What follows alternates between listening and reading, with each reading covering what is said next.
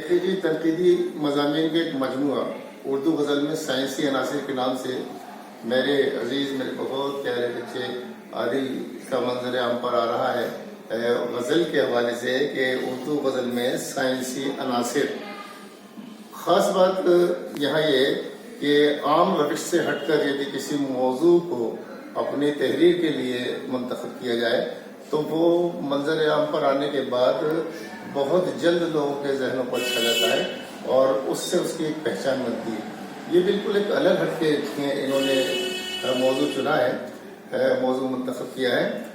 ہم یہ دیکھتے ہیں کہ اردو غزل کے حوالے سے زیادہ سے زیادہ ہم زبان کے حوالے سے بات کر لیتے ہیں, اسلوب کے حوالے سے بات کر لیتے ہیں, یا فن کے حوالے سے گفتگو کر لیتے ہیں, لیکن اور بہت کرتے ہیں تو جو ادبی عناصر موجود ہوتے ہیں ان کے حوالے سے بات کر لیتے ہیں, اردو ادب کی تاریخ کے مد نظر بات کر لیتے ہیں, تصانیف میں مختلف اصناف کے حوالے سے بات کر لیتے ہیں. لیکن یہاں عادل نے جس موضوع کو چنا ہے اردو غزل میں سائنسی عناصر, یہ ایک انوکھا اور ایک نیا مضمون ہے. اس کی انفرادیت برقرار رہے گی.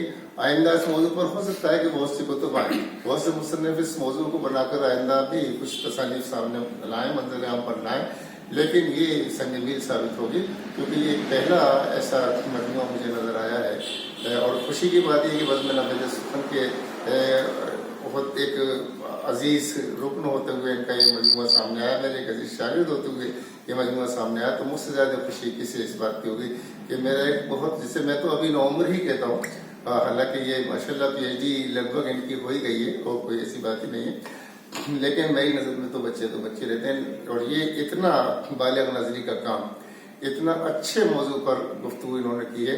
اور خاص بات یہ کہ اس گفتگو میں انہوں نے ہر بات کا لحاظ رکھا ہے کہ ادبی حیثیت سے یہ کتاب کہیں بھی کمتر ثابت نہ ہو. جو اسے پڑھے, جو اسے دیکھے, جو اسے اگر اس کے بارے میں لوگ سنیں تو انہیں یہ محسوس ہو کہ ہاں کسی نے انتہائی کوشش, انتہائی کاوش کے بعد اور بڑے مدبرانہ انداز میں اس موضوع کے ساتھ انصاف کیا ہے. تو اس موضوع کے ساتھ انصاف کرنا کوئی عام بات نہیں تھی. ایک لٹریچر کا یا ادب کا آدمی جب سائنسی موضوع پر بات کرتا ہوتا ہے تو ایک الگ ہی بات ہوتی ہے, کیونکہ وہ اس کا موضوع نہیں ہوتا ہے. سائنس ایک الگ موضوع ہے, ایک الگ فن ہے, اور آرٹ ایک الگ فن ہے, دونوں الگ الگ چیزیں ہیں. لیکن عادل نے ادب میں جو سائنسی عناصر کی تلاش کی ہے وہ واقعی اپنے آپ میں ایک انوکھی, ایک منفرد بات ہے. میں عادل کو دل سے دعا دیتا ہوں, اللہ تعالیٰ ان کی عمر دراز کرے اور ان کے قلم کو اتنی وسعت دے, ان کی وسعت دے کہ ان کے ارد گرد ان کی تصنیفات کا ایک ڈھیر لگ جائے, اتنے کی کتب ان کے منظر عام پر آئے کہ لوگ کہیں کہ ہاں بھائی ایک شخص بہت کچھ لکھنے والا تھا.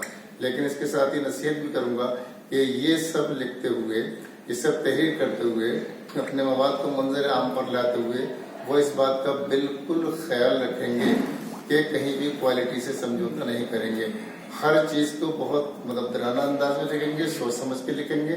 جہاں کہیں بات سمجھ میں نہیں آئے گی میں موجود ہوں, مشورہ کریں گے جیسا کہ ہمیشہ کرتے آئے ہیں. تو میں بہت خوش ہوں آج میرے 2 شاگردوں کے یہ مجموعے 6 مجموعے آج میرے ہم پر آئے. ان کے بڑے بھائی بصیر حسن کے 5 مجموعے اور 1 مجموعہ ان کا. اللہ تعالیٰ ان بچوں کی عمریں دراز کرے, ان کے قلم کو بہت قوت دے, بہت طاقت دے. ان کے قلم ہمیشہ رواں دوا رہے اور اسی طرح رواں دوا رہے جیسے کہ کسی سمندر میں, پانی میں امواج یعنی لہریں جو چلتی رہتی ہیں مسلسل چلتی رہتی ہیں. ان کا قلم مسلسل لہروں کی طرح رواں دوا رہے. اللہ انہیں خوب عزت و عظمت سے نوازے.